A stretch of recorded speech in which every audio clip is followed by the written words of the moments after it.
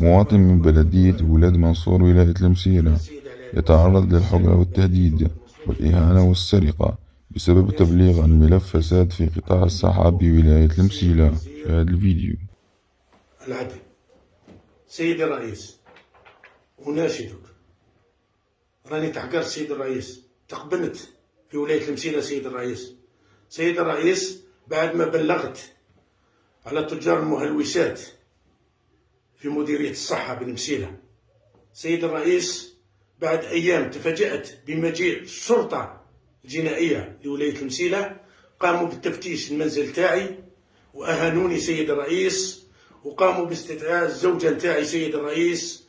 سيد الرئيس، اليوم راني مهدد من هذا التجار سيد الرئيس. أنا أناشدك سيد الرئيس بالحماية يا سيد الرئيس. سيد الرئيس، أنا رسلت كل الهيئات سيد الرئيس، رسلت وزير العدل والنائب العام بالمسيلة، ورسلت سيد الرئيس وكيل الجمهورية بالمسيلة سيد الرئيس، ولكن ما لقيت حتى إنسان يحميني سيد الرئيس.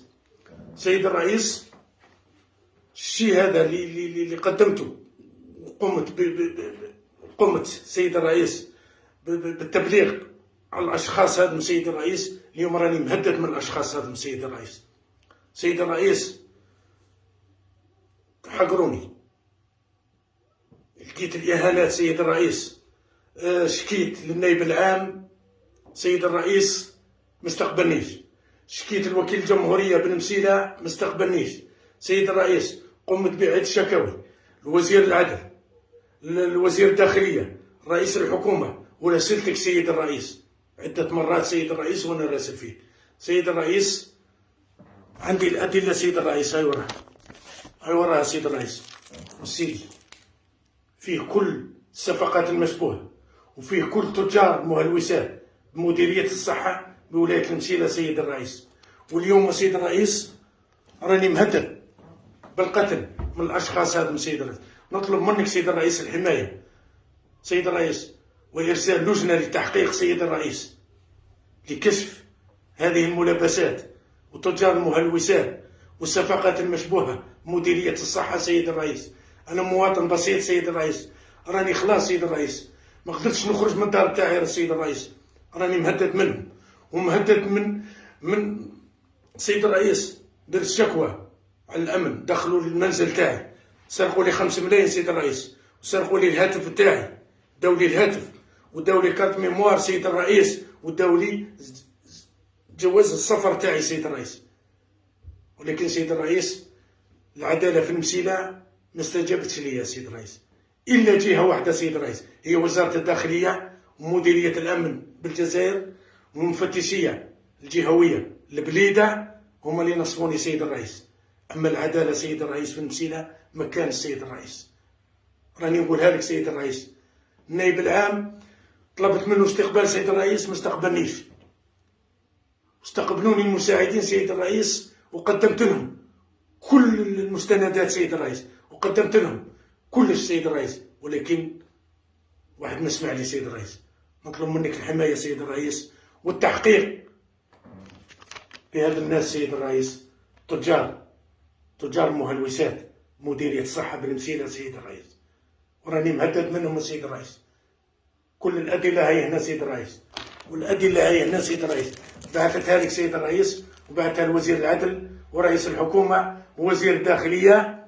سيد الرئيس، نطلب منك الحماية سيد الرئيس، ونشكر السيد الرئيس، ونطلب من كل الشرفاء، نطلب من كل الشرفاء سيد الرئيس يكونوا معايا سيد الرئيس، وراني مهدد بالقتل من هذه المجموعة يا سيد الرئيس.